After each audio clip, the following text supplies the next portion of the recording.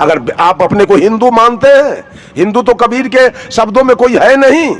कबीर के शब्दों में सब मानव है, सब आदमी है, सब इंसान है। लेकिन मान लिया जाए कि आप अपने को हिंदू कहते हैं, तो हिंदू का मुख्य ग्रंथ वेद है। और वेद ने किस देवता को माना?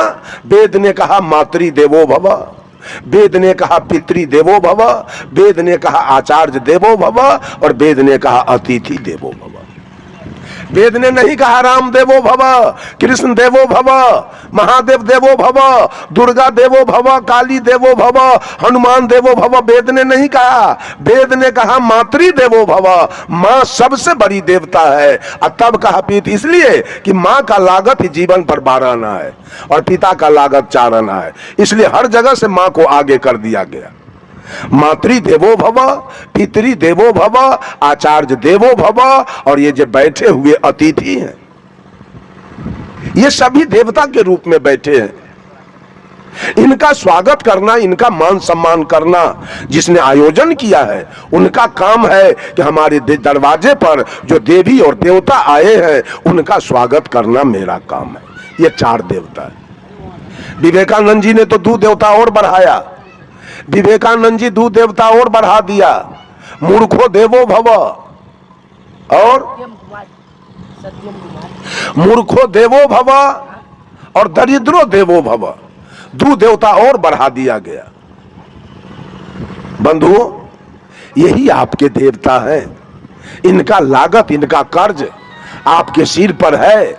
इनका कर्ज सधा लीजिए, इनका लागत वापस कीजिए। अगर आप वापस नहीं करते हैं और जिंदगी भर अंधश्रद्धा में पड़कर जहां तहां अगरबत्ती बार रहे हैं, जहां तहां पानी ढार रहे हैं, जहां तहां नमस्कार प्रणाम कर रहे हैं, ये सारा कर्जा बकाया रहेगा और आपको कभी मुक्ति मिलने वाली और कभी कल्याण मिलने वाला नहीं होगा। अंत में आपको नरकगामी बन जाना पड़ेगा। लोग चमत्कार दिखा दिखा करके, शीश के आंख में गर्दा झोंक झोंक करके अपना गुरुओं धंधा कैसे रफ्तार पकड़े, इसके जुगाड़ में चमत्कार की बात बराबर करते रहते हैं। और अंधे चेला लोग भी इसी चमत्कार के पीछे। साहब कबीर ने कहा, तू कहता कागज की लेखी, अब मैं कहता आंख इनकी देखी।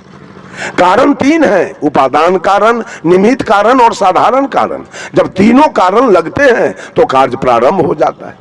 अगर मां न हो, पिता न हो, तो ये शरीर कहां से बनेगा? आकाश में कैसे बन गया शरीर? मैं तो कहता हूं किसी विद्यार्थी को अगर एग्जामिनेशन में पूछा जाए कि सदगुरु कबीर कैसे आए, और वो विद्यार्थी लिख दे आकाश से आए, तो एग्जामिनर नंबर देगा कि काटेगा? फेल होगा लड़का कि पास होगा? बोलिए, फेल होगा ना। बंधुओं, ये चमत्कार की बात बोल बोल करके जब भगवान राम विवाह करने जनकपुर गए तो मरवा पर बैठे हुए थे। जब दुल्हा जाता है विवाह करने तो गांव के माने युवती लड़की सब दुल्हा से मजाक करने के लिए आती है। जब राम मरवा पर बैठे थे तो जनकपुर के लड़की सब, युवती सब आ गई और भगवान राम से कहती है, ए पाउन जी, अति उदार कर तू तीदार, अवधपुरी की बामा, खीर खाए पैदा सुत करती, पति कर कुछ नहीं कामा। ये पाहुन जी, आपके अयोध्या के नारी सब इतना उदार विचार की है, खीरे खा के बच्चा पैदा करती है, दुल्हा के कोई जरूरी नहीं। अयोध्या में दुल्हा के कोई जरूरी नहीं है, खीर से बच्चा पैदा होता है। भगवान राम तो लजा गए। सखी बचन सुन के रघुनंदन बोले मृदु मुस्काते, आपन चाल छिपा बहु प्यारी, करहु आन की बात। भगवान राम मरवा पर कहते हैं, कोई नहीं जन्मे मातु पिता बिनु, बांधे वेद की नीति, तुम्हारे तो सब मही से उपजे, हमरे अस नहीं रीति। कहा क्या अपना शिकायत छिपाती हो, हमको बेइज्जत करने आई हो मरवा पर? अरे यही ना कहने आई हो कि अयोध्या में खीर से बच्चा पैदा होता है, दुल्हा के जरूरी ना है। तो हम भी सुने हैं जनकपुर में खेत से बच्चा पैदा होता है, दुल्हन के जरूरी ना है।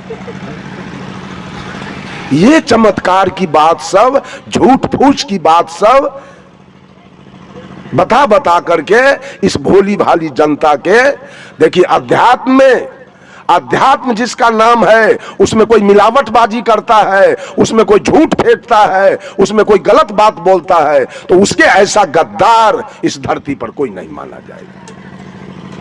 क्यों? दूध में पानी मिलाया गया उतना नुकसान नहीं होगा, आटा में चोकर मिलाया गया उतना नुकसान नहीं होगा, घी में डलडा मिलाया गया उतना नुकसान नहीं है, चावल में कंकर मिलाया गया उतना नुकसान नहीं है, लेकिन अध्यात्म में चमत्कार मिलाया गया तो जनता के लिए स्वर्ग नरक का सवाल पैदा लेता है, कल्याण का सवाल पैदा लेता है। ये मिलावटबाजी करने वाले एक नंबर के हत्यारा माने जाएंगे। किसी के जीवन को इन्होंने नुकसान पहुंचाना शुरू किया है।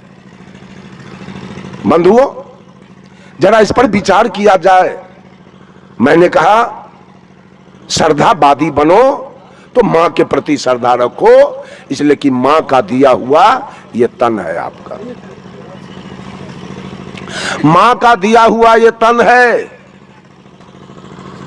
और आपको पढ़ा लिखा के इंजीनियर कौन बनाया था? डॉक्टर कौन बनाया था? प्रोफेसर कौन बनाया था? एसपी डीएसपी कौन बनाया था? कलेक्टर कौन बनाया था? पिता ने। सारा खर्चा देकर, मजदूरी करके, बटैया जोत के, ठीका जोत के, मवेशी पाल के, दुकानदारी करके, आधा पेट खा करके, फाटल कपड़ा पहन के, और आपके लिए सब कुछ किया। वही पिता ने आपको इंजीनियर, डॉक्टर, प्रोफेसर बनाया। उसी पिता ने आपके लिए जमीन खरीदा, उसी पिता ने आपके लिए महल मकान बनाया, उसी पिता ने आपके लिए गाड़ी घोड़ा खरीदा, उसी पिता ने आपके लिए गाय भैंस खरीदा, और उसी पिता ने आपका विवाह शादी कराया। आज बेटा किसका पूजा कर रहा है? किसका लागत है मेरे जीवन में? गौर कीजिए, मेरे जीवन में किसका लागत है? किसकी पूजा होनी चाहिए? साहब कबीर ने कहा पिता की सेवा होनी चाहिए, मां की सेवा होनी चाहिए और पिता की सेवा होनी चाहिए। ये दोनों का लागत मेरे जीवन में है। मां ने तन दिया है और पिता ने धन दिया है। और तीसरा, हम मांस खा रहे थे, मछली खा रहे थे, ताड़ी दारू पी रहे थे, गांजा भांग पी रहे थे, बीड़ी सिगरेट पी रहे थे, हम चोरी बेईमानी दलाली घुसखोरी कर रहे थे। बंधुओं, हमारे ऊपर पंचायती हो रही थी, हम पंचायती में थूक चाट रहे थे, हम कहीं गाली सुन रहे थे, लात जूता खा रहे थे, हम जेल जा रहे थे। इन सारे पाप कर्मों से मुझे निकाला किसने? तो लागत मेरे सदगुरु का मेरे जीवन में है कि सदगुरु ने सारे पाप कर्मों से हमको अलग कर दिया। तो मां ने तन दिया, पिता ने धन दिया और गुरु ने ज्ञान दिया। इसके अलावा कोई आदमी उठ के बोलिए कि आपके जीवन पर किसका लागत है? किसकी पूजा होनी चाहिए? किसकी सेवा होनी चाहिए? वो ईमानदारी से कोई उठ के बोलिए, मैं अभी उसका सफाई करूंगा कि और किसका लागत मेरे जीवन में है। संत श्री रमाशंकर साहेब क्रांतिकारी संतों में शुमार हो रहे हैं। उनकी वाणी में जो धार है, जहाँ भी गलत हो रहा है उसके खिलाफ जो वो बोलते हैं, सच बोलते हैं। सच कड़वा लगता है क्योंकि लोग झूठ में जीते हैं।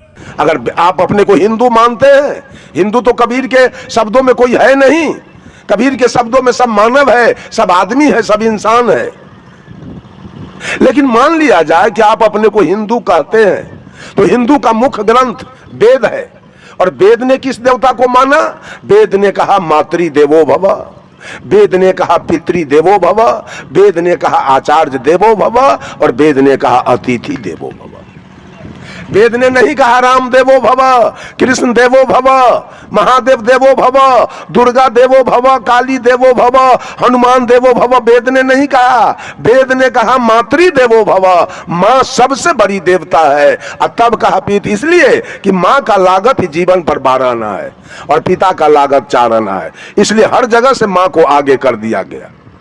मातृ देवो भव, पितृ देवो भव, आचार्य देवो भव, और ये जो बैठे हुए अतिथि हैं ये सभी देवता के रूप में बैठे हैं। इनका स्वागत करना, इनका मान सम्मान करना जिसने आयोजन किया है, उनका काम है कि हमारे दरवाजे पर जो देवी और देवता आए हैं उनका स्वागत करना मेरा काम है। ये 4 देवता है। विवेकानंद जी ने तो 2 देवता और बढ़ाया। विवेकानंद जी 2 देवता और बढ़ा दिया, मूर्खो देवो भव और मूर्खो देवो भव और दरिद्रो देवो भव, 2 देवता और बढ़ा दिया गया। बंधुओं, यही आपके देवता हैं। इनका लागत, इनका कर्ज आपके सिर पर है। इनका कर्ज सधा लीजिए, इनका लागत वापस कीजिए।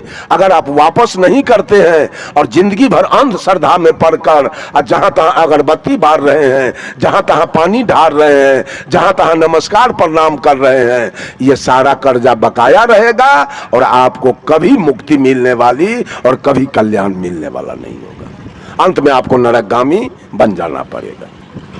का साहब कबीर कहते हैं, मानव से प्रेम करो, माता पिता गुरु अतिथि में श्रद्धा रखो और मानव से प्रेम करो। ये मानव प्रेम के पात्र हैं, जहां कोई विकार न हो, प्रेम निर्विकार हो, निर्मल हो, पावन हो, पवित्र हो, शुद्ध हो, ऐसा प्रेम करो।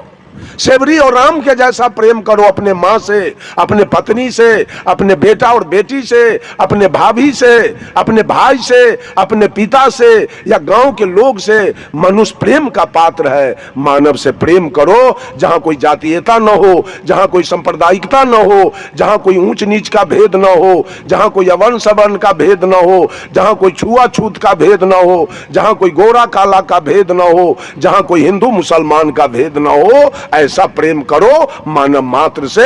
यह कबीर की दूसरी भक्ति। माता पिता गुरु अतिथि में श्रद्धा रखो और मानव से प्रेम करो। और तीसरी भक्ति है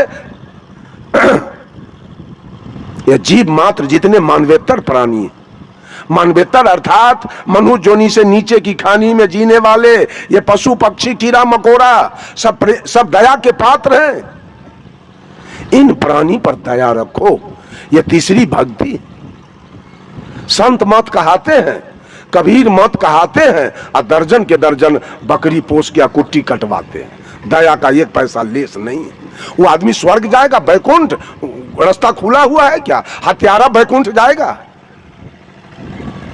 हत्यारा सतलोक जाएगा, स्तुति करके और विनती करके भर मांग चंदन करके और लाल पियर पहन के सतलोक चला जाएगा। व्हाट इज सतलोक? सतलोक है किधर? साहब कबीर ने कहा, नर तू पार उतर कहाँ जई हो, आगे पंथी पंथ न कोई, कूच मकान न पई हो। आ कहे कबीर सुनो भाई साधो, जहाँ के पौध तहीं ठहरई हो। अनजाने को स्वर्ग नरक है, हरि जाने को नहीं। आ जही डर से सब लोग डरत है, सो डर हमरे नहीं। दिल में दया का 1 पैसा नहीं।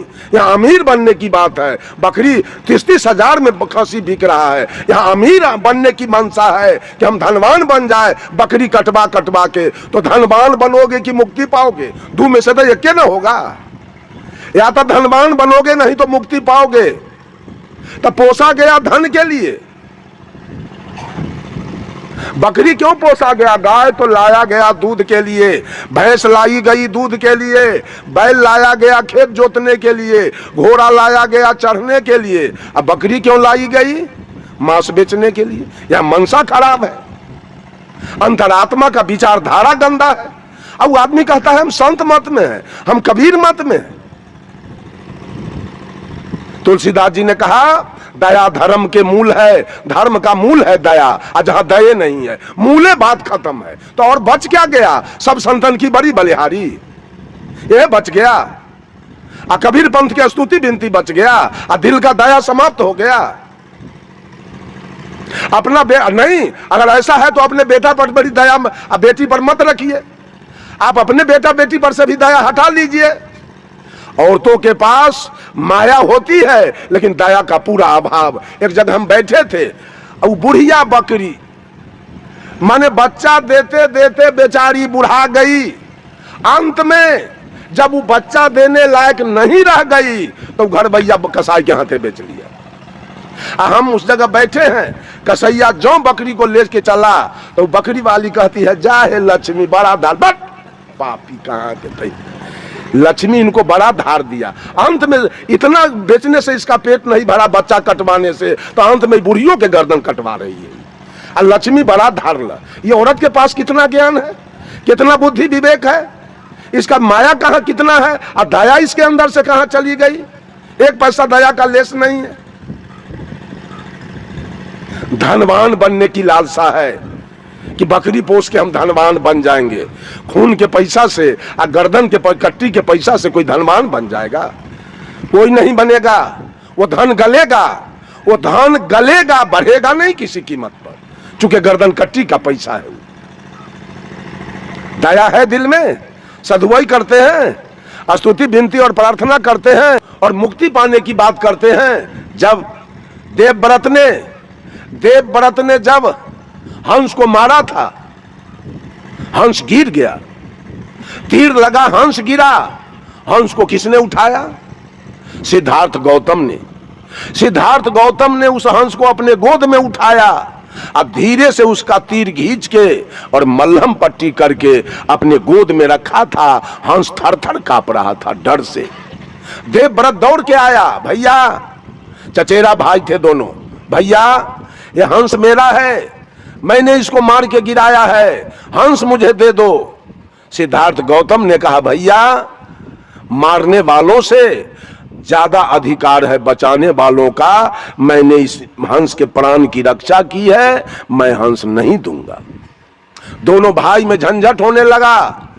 कहा तो एक काम करो, पंचायती बैठाओ और फरियालो कि हंस किसका होगा। सौभाग्य देखिए, पंच में सिद्धार्थ गौतम के पिताजी राजा सुदोधन को पंच माना गया। एक तरफ भतीजा है और एक तरफ बेटा है और पिताजी पंच बन गए।